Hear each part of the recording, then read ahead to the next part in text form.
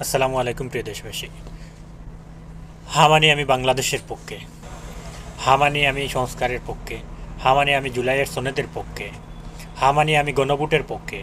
আমি নতুন বাংলাদেশ বিনির্মাণের পক্ষে। আমি স্বৈরাচার মুক্ত বাংলাদেশের পক্ষে। জন অধিকার ফিরিয়ে আনার পক্ষে। মসজিদে হামলা বন্ধের পক্ষে। পাথর ইট দিয়ে মানুষ হত্যা করার বন্ধের পক্ষে।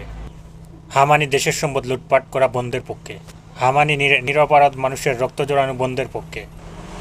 আলেম উলামার সম্মান রক্ষার পক্ষে। গুম খুন নির্যাতন বন্ধের পক্ষে। শিক্ষা ও চিকিৎসা সমতার পক্ষে। বেকার যুবকদের মুখে হাসি। দেশের কৃষক শ্রমিকের মুখে হাসি। সৎ অপেক্ষাকৃত সৎ নেতৃত্বের বিজয়। সত্য ন্যায় শাসন প্রতিষ্ঠা। ইসলাম ও দেশ মানবতার সুরক্ষা। যারা বাংলাদেশের পক্ষে তারাই হায়ের পক্ষে, যারা বাংলাদেশপন্থী তারাই হায়ের পক্ষে। চলুন একসাথে গড়ি বাংলাদেশ। ইনকিলাব জিন্দাবাদ।